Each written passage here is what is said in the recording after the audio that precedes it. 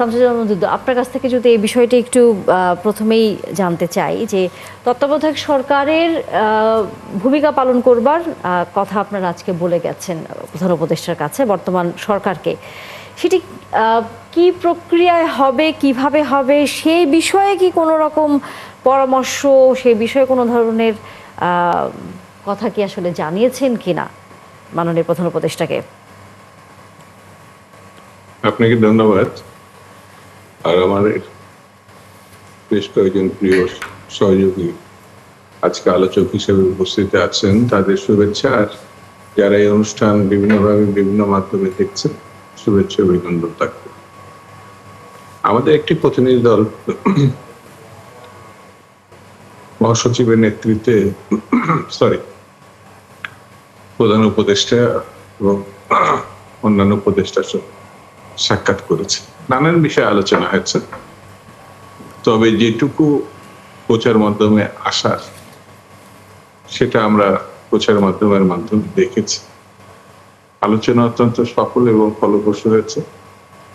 তার ভিতরে একটি উল্লেখযোগ্য হচ্ছে যেটা আপনি উল্লেখ করলেন, যে এখন যে অন্তর্বর্তীকালীন সরকার আছে সেটা কেয়ারটেকার সরকারের রূপান্তরিত করা যায় কিনা, এটা এখনো সাবজুডিস। চূড়ান্ত রায়টি সুপ্রিম কোর্টে এখনো পর্যন্ত, হয়তো আগামীকাল বা পরশু এটা নির্ধারিত হতে পারে। তবে এটা কিভাবে হবে এটি কিন্তু পার্লামেন্ট কর্তৃক অনুমোদিত। আবার মানে স্বৈরতান্ত্রিক সরকার সেটা একক সিদ্ধান্তে অন্য কোনো রাজনৈতিক দলগুলোর সঙ্গে আলোচনার প্রেক্ষিতে একটা বাতিল করেছিলেন, এবং সংকট সেই সময়ই তৈরি হয়েছিল। বিশেষ করে 14 নির্বাচনের পর থেকে 3টি নির্বাচনে যে ভয়ঙ্কর পরিস্থিতি হয়েছিল আমরা কম বেশি সবাই জানি। প্রথম কথা হচ্ছে, কোর্ট এই বর্তমান যে অন্তর্বর্তীকালীন সরকার, এটা কিন্তু কোর্টের, সুপ্রিম কোর্টের নির্দেশনা অনুযায়ী আছে। পিছনের শক্তি হচ্ছে গণঅভ্যুত্থান এবং প্রতিটি রাজনৈতিক দলের সমর্থন। এটি সাংবিধানিক প্রশ্ন যদি সামনে কেউ নিয়ে আসে তাহলে কিন্তু শূন্যতার সৃষ্টি হয়, বিতর্ক সৃষ্টি। কিন্তু আমরা যখন জনগণের মানে সম্মতি, কোর্টের আইনগত ভিত্তি, রাজনৈতিক দলের সমর্থন, তখন আর এই সংকটগুলো থাকে। তারপরেও আজকের এই 13 মাসের অথবা নির্বাচন সময় পর্যন্ত যে ঘটনা,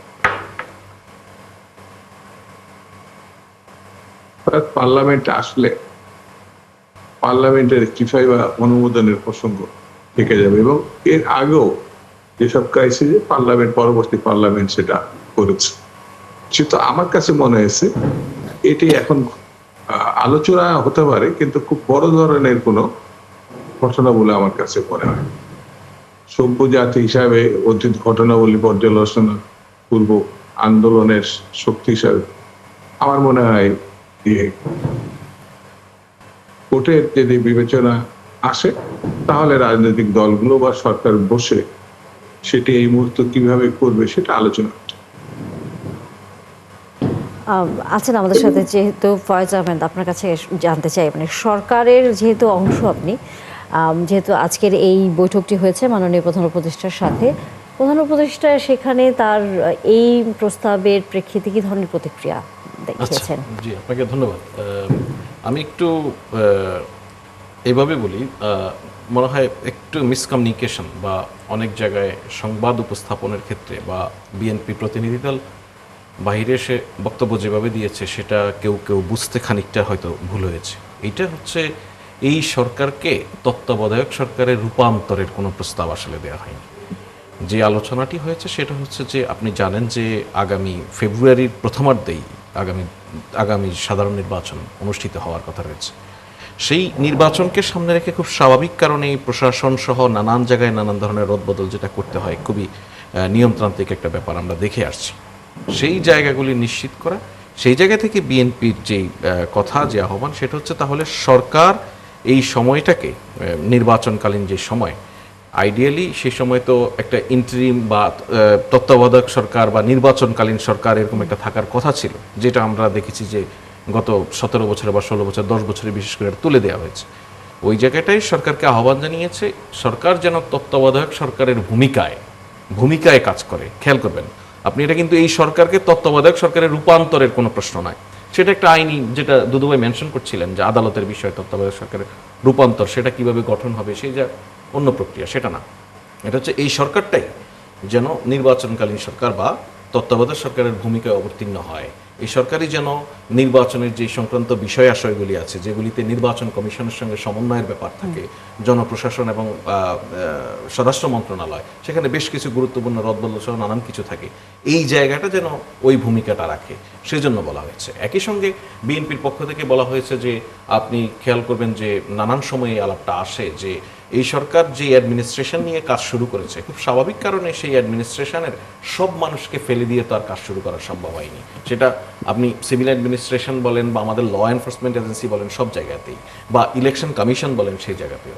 সেখানে বিএনপির পক্ষ থেকে যে প্রস্তাবটি, সেটা হচ্ছে গত নির্বাচনগুলি, অর্থাৎ যেই বিতর্কিত নির্বাচনগুলিতে যে সমস্ত ব্যক্তিরা গুরুত্বপূর্ণ ভূমিকা পালন করেছে, সেই আমলাদেরকে যেন এই নির্বাচনে গুরুত্বপূর্ণ কোনো ভূমিকায় না দেখা যায় সেই বিষয়ে সতর্ক হওয়ার জন্য। সেই জায়গায় মাননীয় প্রধান উপদেষ্টা বিএনপিকে আশ্বস্ত করেছেন যে প্রশাসনের যে রদবদল হবে, বিশেষ করে ডিসি, এসপি, পুলিশ, এ সমস্ত বিষয়ে উনি এটা নিজে, জনপ্রশাসনেরটা বিশেষ করে সিভিল অ্যাডমিনিস্ট্রেশনে, যেহেতু মাননীয় প্রধান উপদেষ্টা নিজেই জনপ্রশাসন সংক্রান্ত যে মন্ত্রণালয়, সেই মন্ত্রণালয়ের প্রধান উপদেষ্টা হিসেবেও দায়িত্ব পালন করছেন, উনি বলেছেন যে এটা আমি নিজে তদারক করব, এই বিষয়টা নিয়ে দুশ্চিন্তার কিছু নেই।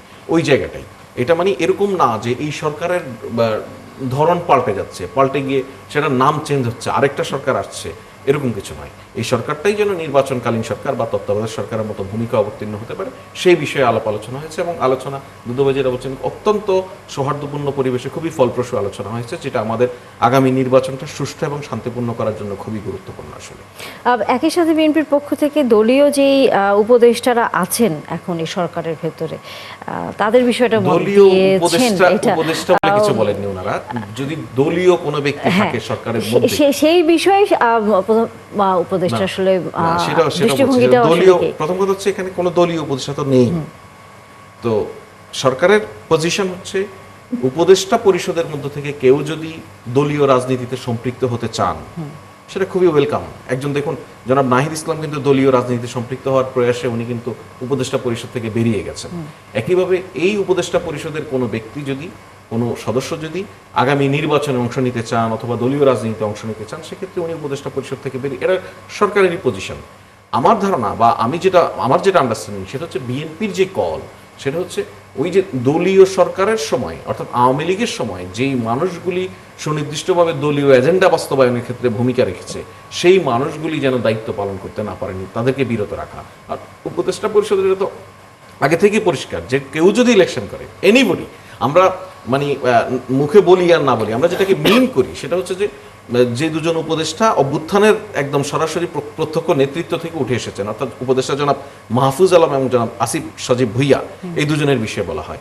মানে বিষয়টা কিন্তু এরকম নয় যে এই দুজন উপদেষ্টা পরিষদ থেকে বেরিয়ে গিয়ে এনসিপিতেই জয়েন করবে, এটা কিন্তু কোনো জায়গায় আন্ডারটেকেন দেয়া নেই তাদের ইচ্ছে মতো। দেখুন, এনসিপির যে রাজনৈতিক মতাদর্শিক অবস্থান বা বিএনপির যে রাজনৈতিক মতাদর্শিক অবস্থান, আর অপরাপর আরো অনেকগুলি রাজনৈতিক দলের মতাদর্শিক অবস্থান যদি আপনি বিবেচনা করেন, তারা দেখবেন যে অলমোস্ট একই মতাদর্শিক অবস্থান নিয়ে রাজনীতি করছে। সেক্ষেত্রে এই উপদেষ্টাদের পক্ষ থেকে কেউ কিন্তু অন্য দলেও জয়েন করতে পারে, কেউ বিএনপিতে করতে পারে, কেউ এনসিপিতে করতে পারে, কেউ গণ অধিকার পরিষদে করতে পারে, নানান জায়গায় করতে পারে, সেটা আমরা নিশ্চিত নয়। আর ওনারা যে নির্বাচন করবেনই এই বিষয়ে তো আমরা এখনো কোনোভাবে নিশ্চিত নয়। সুতরাং ওনাদের যদি নির্বাচনের প্রয়াস থাকে, এটা ওই দুজনের কথা বলছি, এর বাহিরেও যারা উপদেষ্টা পরিষদে আছেন, এদের মধ্যে কারো কারো কাছে তো এরকম মনে হতে পারে যে এই 14 মাস 15 মাস সরকারের সঙ্গে থেকে তারা, এটা তো খুবই রাজনৈতিক কাজ, দলীয় কাজ নয়।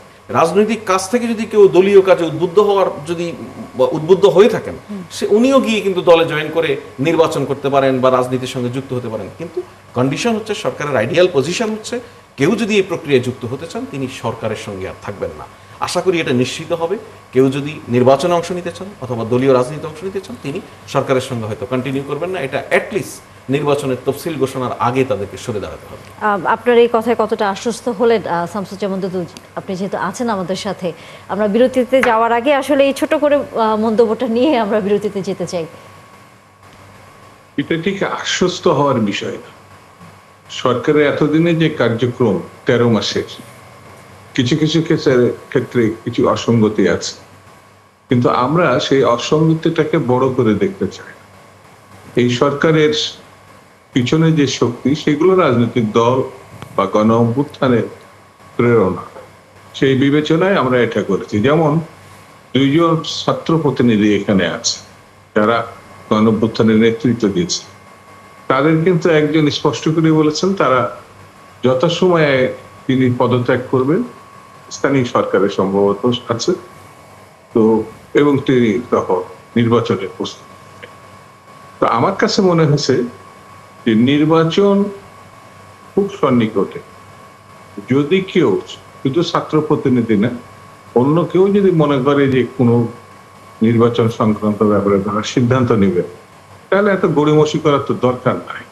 আমার বিবেচনা সাহসিকতার, দৃঢ়তা, সরকারের ভাবমূর্তি, এগুলো তো হতেই পারে, তারা বিবেচনায় রেখে পদত্যাগ করতে পারে। আর যদি মনে করেন না তারা নির্বাচন বা কোনো ওই জাতীয় কর্মকাণ্ড যাবেন না, তাহলে তো তারা এখানে থাকতেই পারে।